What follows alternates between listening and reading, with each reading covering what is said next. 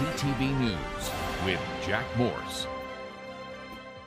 The individuals that don't want help, they need to move on to somewhere that accepts that. We don't accept that in the city of Barrie. Sparked by an emergency, demands for action. But are things better now than 1 month later? Thanks for joining us. Today marks a month since Barrie Mayor Alex Nuttall declared a state of emergency over the city's homelessness problem. Now the question remains, what's changed and what happens next? CTV's Luke Smart has been following the story from the beginning. He brings us the latest. The city of Barrie does not have control over this emergency until now.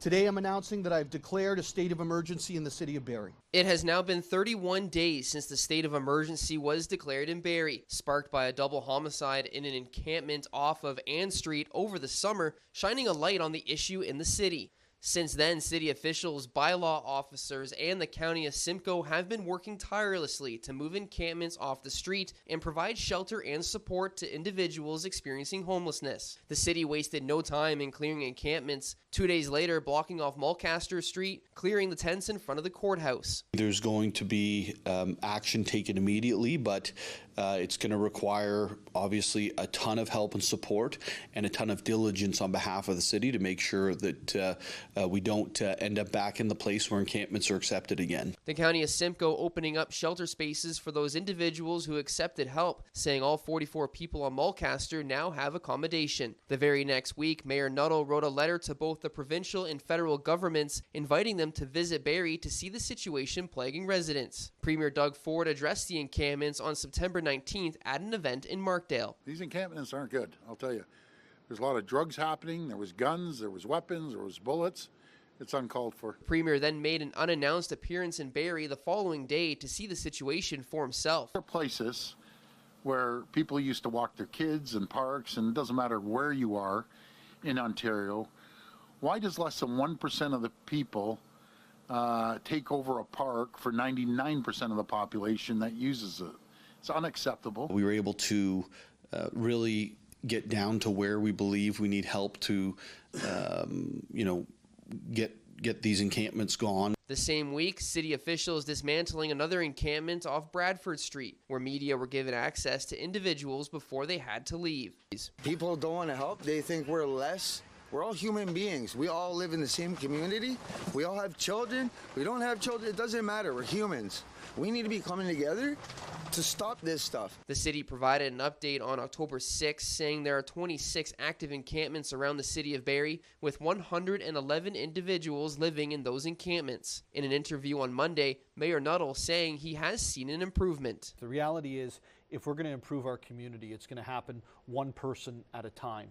That means each individual needs to get that individual help because every situation is different, and that needs to happen inside of that rehabilitation. When asked if the state of emergency could be coming to an end, Mayor Nuttall said they are about a third of the way complete, with more encampments becoming dismantled as shelter spaces and support services become available. Luke Smart, CTV News, Barrie. As a reminder, we've launched a special page on our website where you can track every update about the state of emergency and encampments as it happens. Head to ctvnews.ca/Barrie and click on the encampment latest highlight button. A man accused in a violent kidnapping stretching from Mississauga to Orillia was in court today, looking to be released on bail. CTV's Mike Arsaelides reports. Surjit Singh Bains will be spending his 63rd birthday in jail tonight after being denied bail, accused of attempted murder in the alleged kidnapping and torture of a Mississauga man who may have owed Bains $650,000. Bains was arrested late last month, accused with 4 other men of kidnapping the man, who was found bound with zip ties, violently beaten in an abandoned building at the corner of Peter and Colborne Streets in downtown Orillia. The Crown filed exhibits including 2 surveillance videos showing several men pursuing and kidnapping a man in a parking garage in Mississauga 2 days earlier. The court heard the man told police he believed he was going to be killed by his captors, saying he was bound against his will and assaulted over 2 days using weapons that included knives and metal pipes. The man said alcohol was poured down his throat to make him docile. Losing track of time, he told police he believed he'd been kidnapped for 5 days. It's alleged the man was held for ransom, telling police he owed his captors a total of about $1.2 million. Baines' lawyer Tom Pittman dismissed any notion his client was the mastermind of the kidnapping and beating. The Crown said Baines was found with what appeared to be blood on his shoe after police were called to the scene to investigate suspicious activity in the area that included a U-Haul van outside an abandoned building. All 5 accused were found inside with the victim.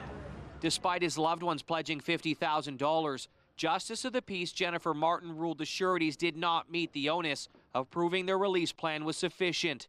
The court heard Baines runs a small business with his 4 sons and may have known the victim for about 10 years. Baines' co-accused Manraj Man, Dwayne Pennant, Baltay Sandhu, and Gurji Anthony Gorburn are seeking special bail hearings to secure release from jail.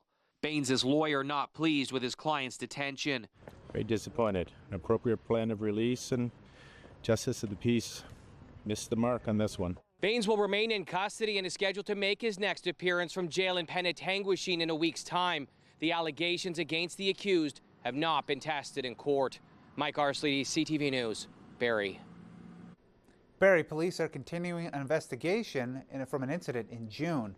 Detectives are now looking to speak with these people in this photo. 3 people, one with a walker, one with a bicycle, and one seen at a bus stop. It's about the case of a woman found with serious injuries in the backyard of a home on Henry Street, June 5th. If you have any information, you're asked to contact police. Now let's take a first look at the forecast. First weather brought to you by Presler Injury Law. Call 1-800-JUSTICE. Looking at the radar for the last few hours, absolutely nothing out there. Let's go to the current temperatures. Temperatures in the single digits is pretty broad spread. In Barrie, it's 2 degrees. Orillia is 8. Then Owen Sound is 5. Algonquin Park is the cold spot at -1. And Toronto, the hot spot, at 9. We'll have your full forecast a little bit later in the show. Some tourist information centers across the region are closing their doors, leaving visitors and locals wondering what this means for travel and tourism operators. Here's CTV's Rob Cooper. It's the end of an era for the Destination Ontario building in Barrie, formerly known as the Ontario Travel Information Centre.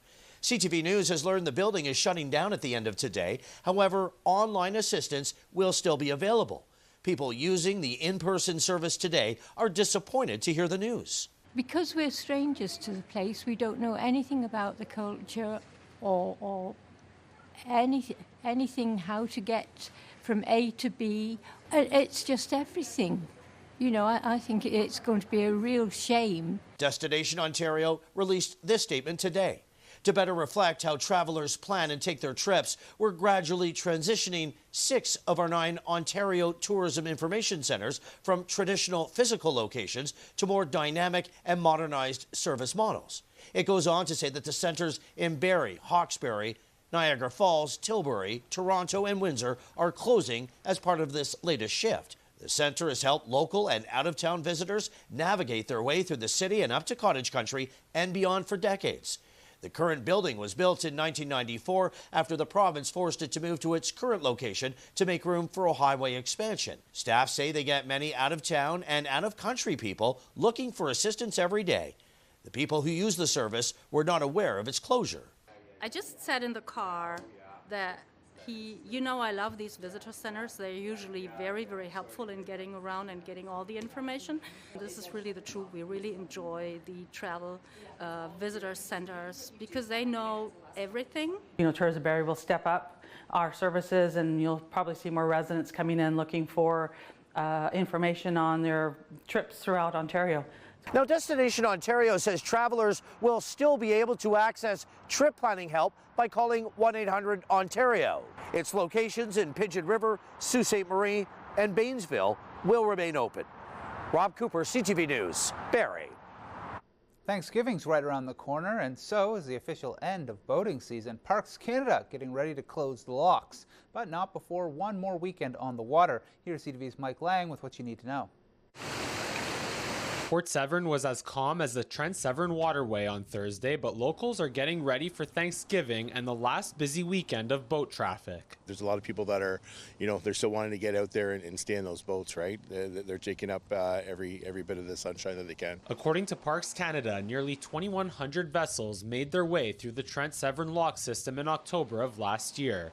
For Raleigh Resort Spa and Marina, boaters account for nearly 20% of its guests. We definitely noticed an increase of people coming through the Trent there, for sure. For local eateries, Thanksgiving is the start of the switch from boaters to snowmobilers. It's that last weekend usually where everyone wants to come up here and get the last little bit of sunshine, boating, see the beautiful trees changing. But with the dry conditions this summer and early fall, Parks Canada issued a low water level advisory this week, stating that levels along part of the Trent Severn waterway are expected to recede to the minimum or below the navigable range after the locks close for the season on Monday at 4:30. This advisory is basically just reminding folks that it's been a dry summer. We don't have as much water to play with as we usually may have, and to keep that in mind when thinking about storing their vessels. Parks Canada adds that levels could recede more than usual in the Kawartha sector, and they could fall below the minimum navigation level from Lock 19 through Lock 36. Be careful of your surroundings. Kind of have your head on a swivel and be safe out there. We don't want any incidents on the last full weekend of the summer. With the advisory in place, boaters are urged to plan ahead before haul out and winter preparation. But at the same time, Parks Canada says that the low water levels could reduce the potential risk of high water and ice damage during the winter. Mike Lang, CTV News, Port Severn. Coming up a little later in the show, they're creepy, crafty, and collecting canned goods. See how Wasaga Beach neighbors are helping feed their community with sharecrows. Stay right there. You're watching CTV News Barrie.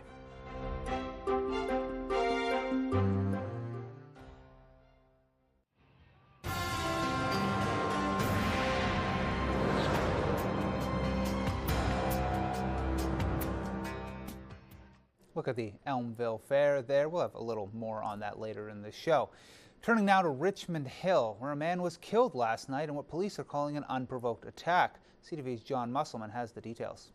Neighbors on this Richmond Hill street say the unprovoked attack has people feeling anxious and scared.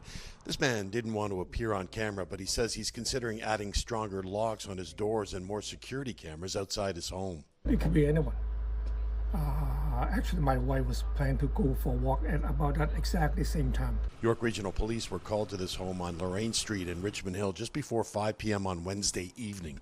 A 54-year-old man was assaulted outside of his home in what investigators describe as an unprovoked attack. The victim, identified as Amir Shafi, was transported to hospital with life-threatening injuries he did not survive. CTV News has obtained this security video. It shows the accused, identified as 23-year-old Raymond Kim, walking towards the house just minutes before the attack. He's wearing a hoodie and walks slowly down the sidewalk. There is no weapon visible in this camera angle. York Regional Police say he has been charged with second-degree murder and breach of probation. This neighbor saw the accused walking down the street seconds before it happened. Horrible, because because I'm concerned so much. I walk at night, sometimes like 8, 9. So I do a lot of exercise. So they're horrified. Police are currently not looking for any additional suspects. There is no additional risk to the public at this time. The motive is unknown. We did speak briefly with the brother of the victim this morning, who told us he had no idea why this happened, but the family wants justice. The investigation is ongoing. Anyone with information or security video is asked to contact York Regional Police. John Musselman, CTV News. Fire crews were back on the scene in a heavily forested area north of Beers Road today, where a stubborn wildfire has been burning since Monday. After a lengthy battle, the fire has now officially been declared out. Officials say the difficult terrain, limited water sources, and swamps made fighting the estimated 5-hectare fire a challenge. Orillia City Council has decided not to move forward with a plan to allow drinking in municipal parks. The conversation around the idea came up after Toronto launched a popular pilot program last year, giving the green light to alcohol in its parks. But after a review, Orillia Council voted to keep the current rules in place, meaning no sipping on the city's green spaces. Questions still remain about exactly what Prime Minister Mark Carney achieved during his meeting in Washington. As CTV's Mike Couture reports, a comment from the U.S. Secretary of Commerce has raised concerns across the border. A day after the American Commerce Secretary said Canada must come second to the U.S. in the auto sector, Canadian lawmakers and car makers insist the industry isn't in danger. They don't ask, is it Canadian or American? They said, can we ship it by Tuesday? At a Senate Committee on Foreign Affairs, Canadian automotive groups tried to calm the waters. The head of the Canadian Vehicle Manufacturers Association says Howard Lutnick's comments are just posturing. We know that we need each other. We have an integrated supply chain. Canada is the most important market for the U.S. auto manufacturing sector. So we should expect these ups and downs through the next few weeks. The U.S. currently has a 25% tariff on Canadian-made cars, with a carve-out for the U.S. elements in those vehicles. However, the Canadian auto parts industry says their American counterparts are lobbying the White House. Those Canadian assembly plants buy $25 billion worth of parts from our factories every year, and you're hurting us. The Ford Motor Company reported that tariffs will cost it about $2 billion U.S. this year. General Motors lost $1.1 billion in the second quarter. Conservative leader Pierre Poilievre says the Prime Minister isn't standing up for the industry. He's accepting second place for Canadian auto workers and continuing tariffs on our finished products. The federal finance minister disagrees, saying the Carney government is fighting for the auto sector and its workers. I see ourselves, when I say that, Canada and the U.S. more as complementary than in real competition. That argument is likely being made by the Minister of Canada-U.S. Trade, Dominic LeBlanc, who remains in Washington to continue talks with his American counterparts. Mike Lecouteur, CTV News, Ottawa. Well, now let's take a look at the extended forecast. But first, oh, look at that moon outside of the studio here, CTV Barrie, 33 Beacon Road. Beautiful clear night. You can see that moon. Not quite as big as that supermoon harvest moon we had a little bit earlier, but still absolutely lovely, floating there over the city. Now, the temperatures out are in those single digits, and there's a wide spread. We got a 5 in Barrie, 8 in Aurelia, 0 in Gravenhurst, all the way down to -2 in Algonquin Park. When you look at the almanac for today, the high was just 11 degrees. Now that is well below the record high. That's 27 degrees, set all the way back in 2018. Looking at the radar for the next 24 hours, we see it's pretty clear into about noon, and that's when you see the clouds sweep through, the rain sweep through into tomorrow evening, and we'll get a little bit of a better look at that when we get these forecast temperatures. So, in the tip of southern Georgian Bay there, it is cloudy. Sun and cloud tomorrow. There's going to be stuff in the sky overhead, and the high is at 17. That's kind of a typical fall temperature that we would expect around here. Looking a little bit further south, we're seeing 16. It's going to be sunnier south toward Toronto, where that cloud cover is really up and over the lake. And of course, looking up to Cottage Country now, they're going to have sun and cloud up there as well. That's where that big cloud cover swept through. And remember, we're looking at the rain kind of in the evening and to the overnight tomorrow. Looking at the 5-day forecast, unfortunately, we're going to see some rain and cloud into the weekend here. There's a 40% chance of rain for Simcoe County on Saturday with a high of just 15. Sunday, no rain, but cloudy day with a high of just 15 as well, and 16 on your holiday Monday. Looking at York region, it's a similar story there. That chance of rain, 30% on Saturday, high 15, low 8. On Sunday, a high 15 and a low of 9, and cloudy on Monday with a high of 16 for your holiday. If you're getting out to play some football, you might want to wear a sweater. From Muskoka, Parry Sound, and Haliburton, again, we got sun and cloud, sun and possible showers, 30% chance on Saturday, the high of 15 and a low of 8. And on Sunday, sun and cloud, high of 15, low of 8. And for your holiday Monday, up there, you're going to have a high of about 15 and a low of 8. Now, that has been your full 5-day forecast. Coming up after the break, a 163-year-old tradition. The Elmvale Fall Fair returns, bringing the community back to its farming roots. Stay with us. You're watching CTV News Barrie. The Fall Color Report, brought to you by Canador Garage Doors, delivering great service to your door in Simcoe County and Muskoka.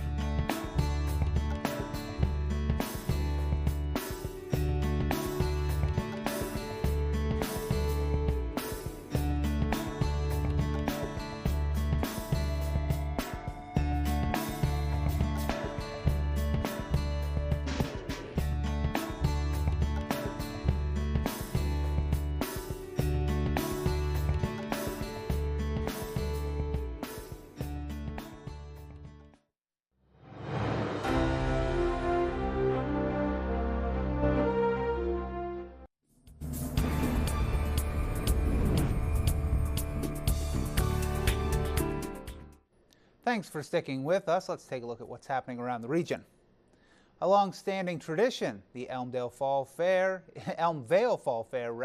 is back for its 163rd year.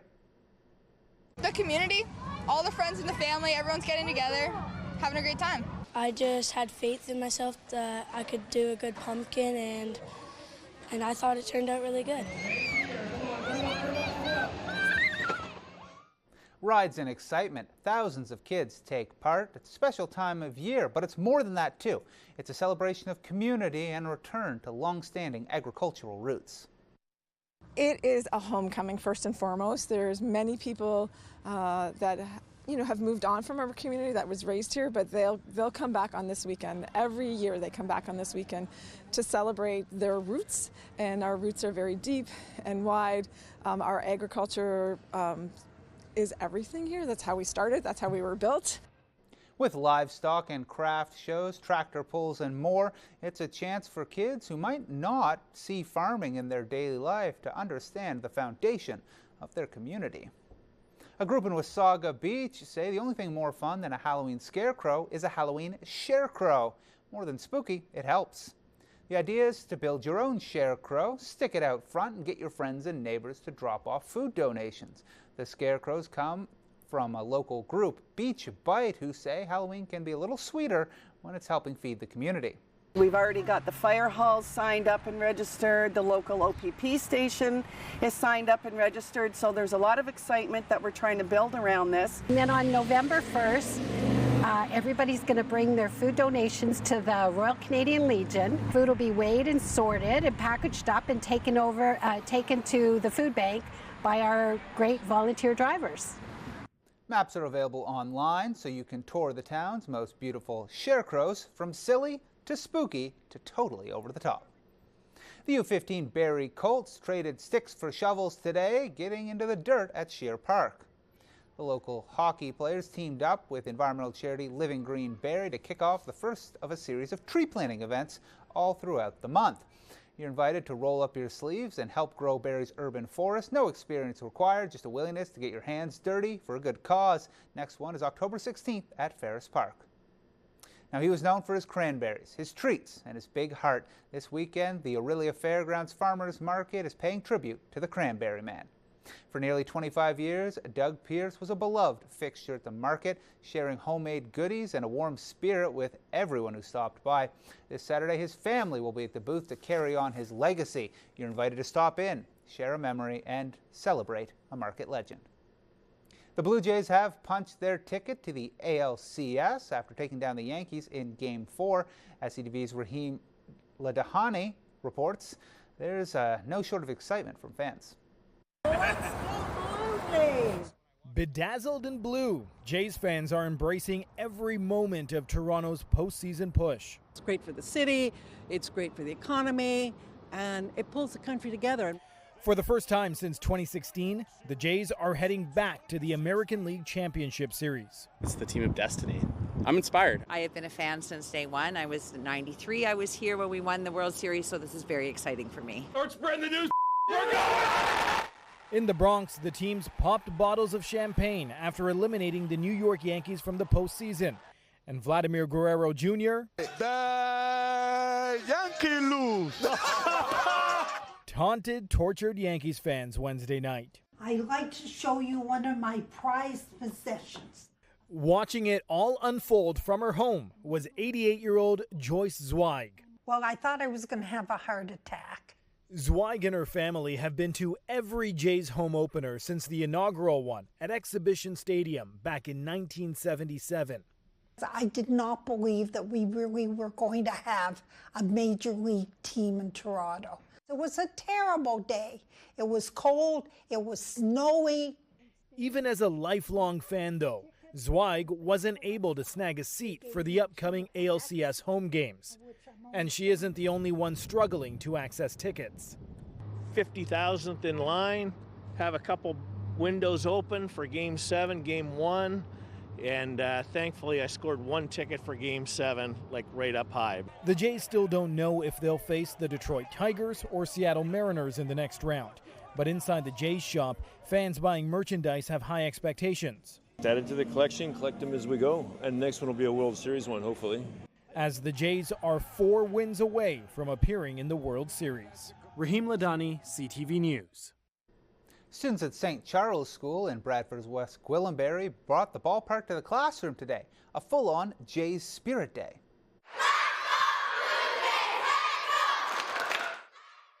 The school was decked out in blue as students and staff showed their love for the Blue Jays as they continue their fight for a spot in the World Series. Leading the cheers, their vice principal, turning her passion for the Jays into a teaching tool. Sports are so great for students' well-being, their mental health, their physical health, and we're also promoting celebrating something together. You don't have to be best friends with someone who's wearing a jersey. You just know that you're on the same team. And the Blue Jays has just been a wonderful way for us to come together as a school community.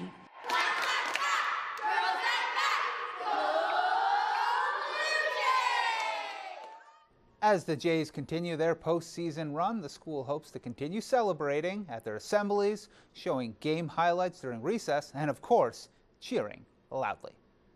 And that's all the time we have for tonight. I'm Jack Morris. Thank you for watching. Good night.